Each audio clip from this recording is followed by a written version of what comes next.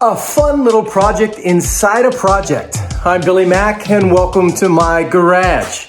So everybody knows that these truck intake manifolds that come on the LS motors look really bad, and a lot of people will shave them down. So that's what we're gonna do today. Unfortunately, as you can see here, I did get started. There was some video of it that I unfortunately had to delete because I needed the space for a real estate video. So let's get started right now. So this is your LQ4 truck manifold from the 6-liter. It's basically how it goes. There's little ribs everywhere sticking up. It's a real mess. So this is what one looks like before. And then what I did is I took the Sawzall and pretty well cut off all the high parts. So now what I'm going to do is I'm going to go in with a grinder, kind of grind it down a little bit smooth. And then one of the problems that people say that they have is these intakes flex under boost. So what we're going to do is put a little bit of chicken wire. What? Bro, what are you talking about, man? Once we get everything welded into place, and hopefully that creates some durability. Let's get started.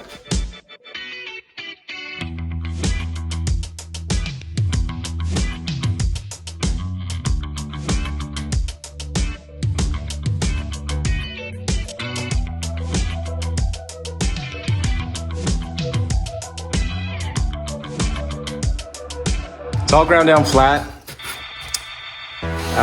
Let's not worry about it being too perfect. So what I left here is the throttle cable bracket.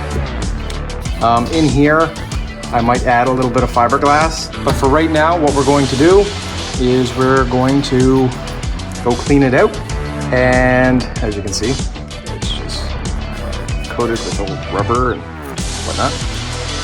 Go clean it out, and then we will start plastic welding in or heating up or melting in the hole covers. And here's a rough going over with the plastic weld. It's not pretty, but the little metal tip that I have on it is broken, so I can't really smooth it out. So I'll take the grinder to it once I fill these holes. Okay, so this is the stage that I'm at right now. Normally when people get to this stage after the plastic welding, they add some filler, maybe some fiberglass. But what we're gonna do is a little bit different. We're gonna reinforce it a bit because there will be boost, and we wanna make sure that there's no flexing or cracking before we body fill or fiberglass or whatever we're gonna do. So that step is now. Chicken wire. We're gonna lay this chicken wire down, heat it up, and get it stuck in there. And then we're gonna glass over top of that. And it better work because I bought this fancy chicken fence. Actually, this was on sale at Canadian Moth. So it was way cheaper than buying a roll of chicken wire that I'll never ever use again. Let's get started. Boom, boom, boom. So there you go. Chicken wire is on for support. Now, I'm gonna mix up some fiberglass and lay it over top. So this is stuck on there pretty good. I heated it all up. Get a better glimpse of it now. High spots, nope. All right, let's get it to fiberglass. Here's the fiberglass options. This is your woven mat, and then this is your crushed, regular fiberglass. The more textury crap, that's what we're gonna use. It's just easier to work with, and it'd just be a waste to put the mat on over that because we're gonna body fill and sand it anyhow. So the fiberglass, I ripped up in a few pieces. First things first, we had to mix up the resin. Make sure you mix it up well. Grab yourself a brush. Make sure to saturate it pretty dang good. What we want this to do is to start to tack up a little bit first. All right, what I'm gonna do is I'm going to mix up a little bit more Red solo cups seem to be all right. They don't melt from the chemical reaction. The least amount of hardener you put in, the longer it takes, obviously. Okay. So let's set this where we need to sit it. Tear it off around the throttle cables. Should be wearing gloves, but I'm not. For some reason, I'm a sucker for punishment.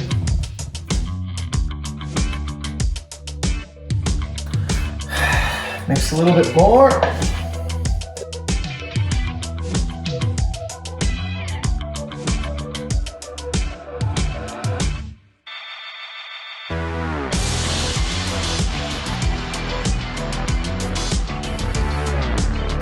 Taking a quick peek, I do see a little low spot. And around here, add another layer.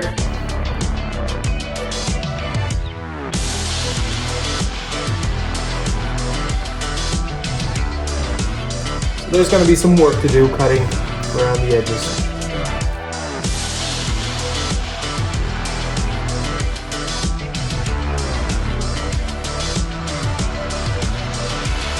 Any resin you got left, might as well use it. Some bubbles, any of the big bubbles, you know there's a low spot, so.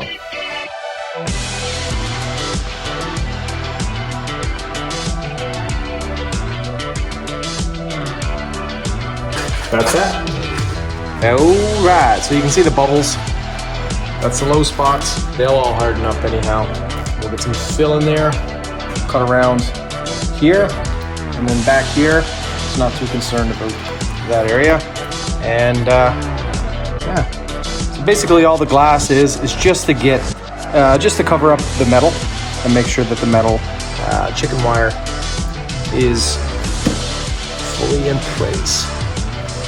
Once this is all dry, we'll come back and clean that up with the sander and the grinder.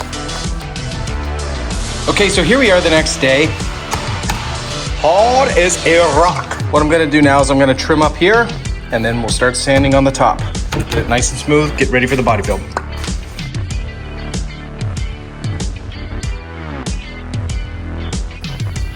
All right, so some of the spots we cleaned away. It's nice and ground down smooth, somewhat. Now we're gonna apply some filler. So see these spots here? They're low spots.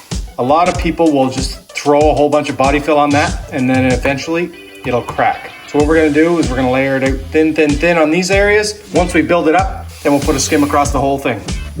So for my mixing table, I just have a piece of drywall.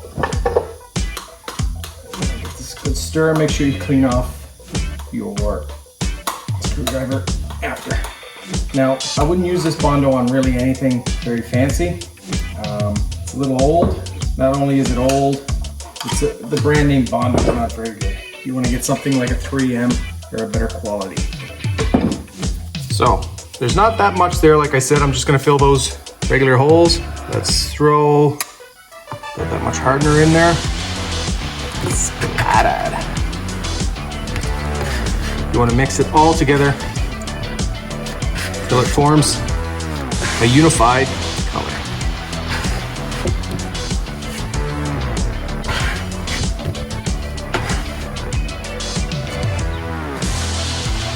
Remember I said I was going to start in the low areas?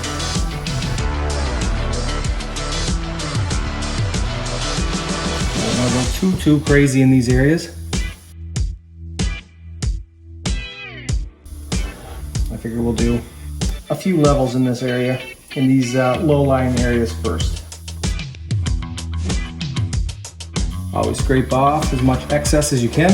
It's a lot easier than sanding it off later on.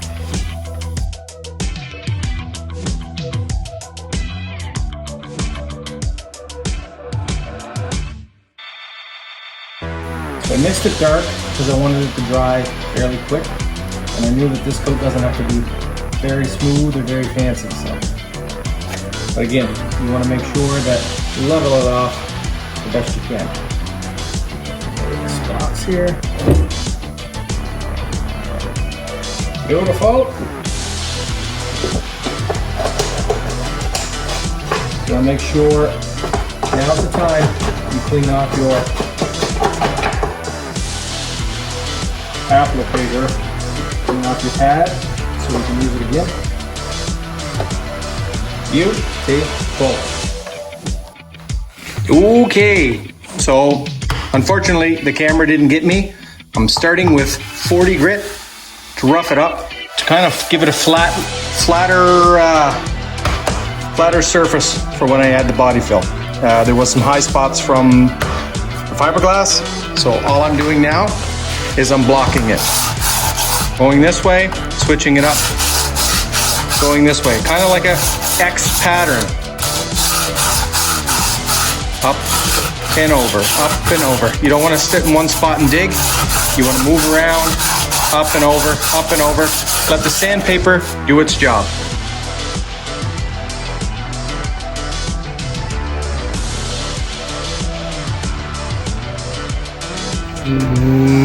Okay. So you can see the low spots here. They're darker. Here, here, here. So that's where we're gonna add a little bit more fill and we'll get this smoothed out. So one more time, I think I will add into here. But what I'm gonna do is I'm gonna take this sandpaper off and just scuff it up in those areas, since the block is not hitting those areas. So I'm gonna get that done and then we'll throw on another coat of body fill. Okay, I just applied a fair skim. This is probably all I'm gonna put on it, because with the finish, it's gonna be textured. So if there's any little pits or whatnot, you probably ain't gonna see them. If you do, I'll worry about that when I come to that stage. For right now, gonna leave that dry. I'm gonna come back out and block it. Okay, so now what I'm gonna do is I'm going to, get ready, block it. And I think I'm going to use, I'm gonna hit it real quick with the 40, take off the top layer, not applying any pressure. And then what I'll do is I'll go over it with the 80 grit and we'll check it from there. Okay, so it's pretty smooth. Don't let the dark spots fool you. That's just where there's least amount of fill. So what I'm gonna do now, I just hit it with a little bit of primer. I also give a quick sand to everything else and hit it with the adhesion promotion for plastic. Now I'm going to use bed liner to give it a texture. And once this dries, pretty well be the end product. So I like the textured look. It'll go good with the engine. And minus a good cleaning on the inside, that's what it's gonna look like. It will mat out as it dries more. It's still a little damp, a little wet. So dusty, dirty, stinky, and now cold, but I'm done. So that's how I shave my intake manifold. Later on, we're gonna figure out what we need for vacuum ports. We're gonna put those in the back, the intake. But for now, that's it, guys. Any questions, comment down below. I'm Billy Mack, welcome to my garage. Oh, I almost forgot. Like and subscribe. And if you have any pointers or any tips or any videos that you'd like to see, just let me know. Take care, guys.